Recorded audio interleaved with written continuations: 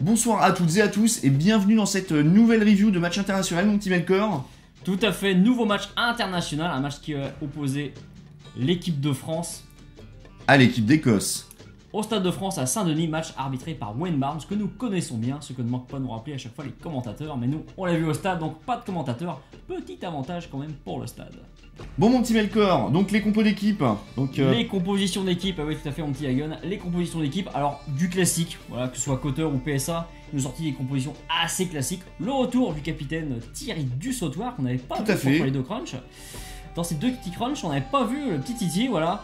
Voilà, il est de retour, le capitaine est là, le meilleur joueur du monde 2011 est là. Nous verrons donc ce qu'il a fait. Bon Melkor, pour l'équipe d'Écosse, qu'en est-il?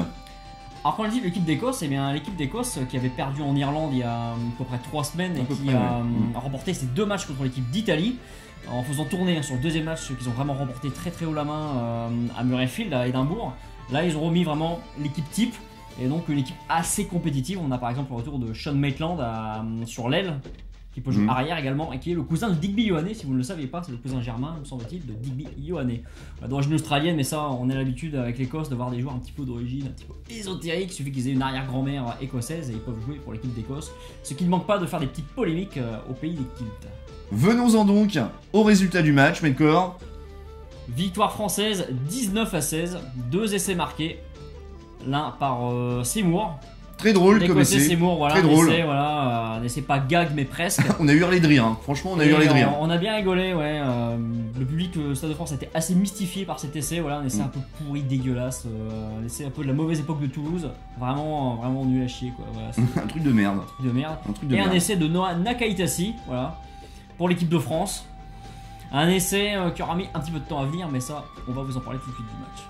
En ce qui concerne le déroulement de la rencontre proprement dit, qu'est-ce qu'il y a à retenir mon petit Hagen? Et ben on a à retenir que l'équipe de France ne peut pas jouer sa Coupe du Monde comme ça quoi. C'était laborieux, c'était très dégueulasse. Laborieux. Les joueurs ont pioché physiquement, je n'ai pas trouvé particulièrement en vue.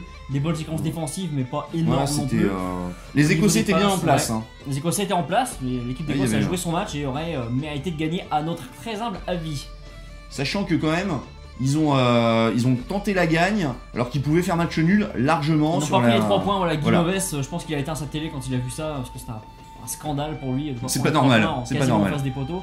Ouais, ils ont joué et ils ont essayé de gagner, mais ils auraient quasiment pu gagner s'il suffisait d'une passe réussie en plus et gagner le match. Ça joue là. Fallait vraiment. Ça joue si peu que ça quoi. En tout cas, faut vraiment saluer leur esprit jusqu'au bout parce que là, ils sont allés jusqu'au bout les gars. Pas de problème. Ils ont été au bout de leur envie de jeu, leur envie de gagner, et ils sont vraiment pas passés loin. Alors en ce qui concerne l'équipe de France, c'est très laborieux, c'était horrible, c'est moche, c'est pas beau, on s'est fait chier, je crois que j'ai pu dormir à un moment. Ah ouais, à un moment j'ai piqué du nez, c'était catastrophique. C'est pas possible, si on joue comme ça contre l'Irlande, on va se faire éclater.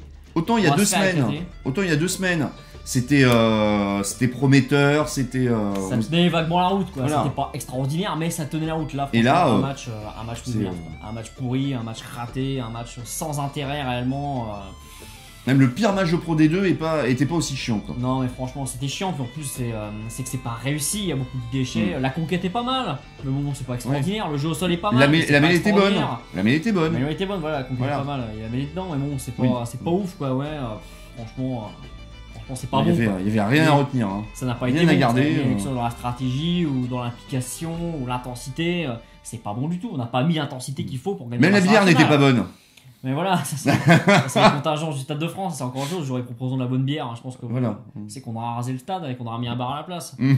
Mais voilà, c'est franchement en termes stratégiques, techniques, tactiques, les joueurs sont à la rue. Mais bon, ça c'est le rugby français qui veut ça.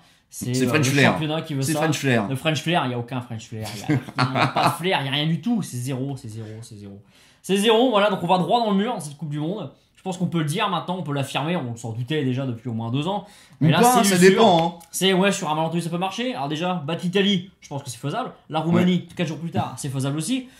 Le Canada, ça va le faire, mais bon, contre l'Irlande. Voilà, là ça va être beaucoup plus dur. Faut pas miser votre salaire là-dessus, hein. Ne faites pas ça, surtout ne faites pas ça.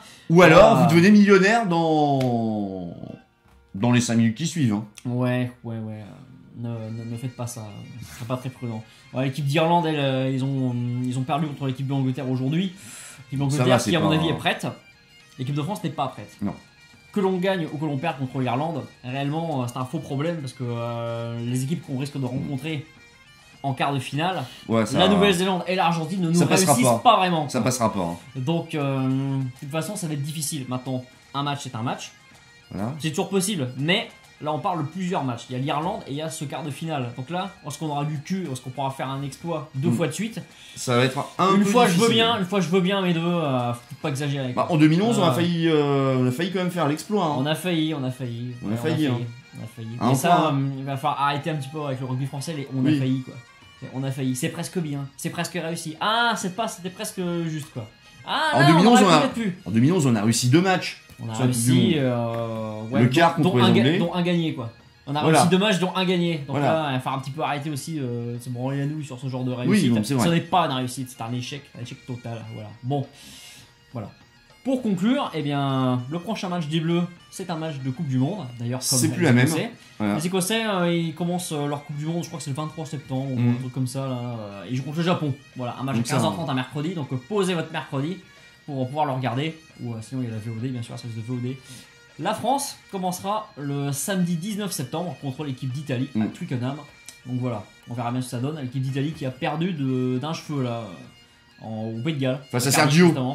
Sergio qui a fait une course énorme encore. Si vous avez vu le match cet après-midi, vraiment c'était pas mal du tout. Mais bon, l'équipe d'Italie qui est quand même limitée contre l'équipe de France limitée. Je pense qu'on va prendre beaucoup de plaisir devant la télé. Là. Un match limité, ça risque d'être super, quoi. Je pense qu'on va bien se marrer. Ça va être super. Niveau fédéral. Ouais. C'est un peu trop élevé. Hein. C'est pas dit que. Voilà. Si l'engagement fédéral, on pourrait perdre à cause de ça. Hein. Franchement, c'est difficile. Hein. Merci à toutes et à tous de nous avoir suivis. On espère vous retrouver prochainement pour des reviews. Il y aura des reviews européennes normalement cette année qui sont prévues. Oui, tout à fait. Et notre format box kick qui ne manquera pas de ressortir pour la Coupe du Monde. Voilà. Donc là, normalement tous les matchs des Bleus. On va faire tous les matchs on va faire tous les matchs des Bleus. On va essayer de vous faire les affiches, des Australie, Pays de Galles, des Angleterre, Pays de Galles, des petites choses comme ça. L'écart, les demi et la finale, dans la mesure du possible, voilà. On essaiera d'en faire le maximum. Autant que faire se peut, voilà. Merci à toutes et à tous. Bye. Salut les gens.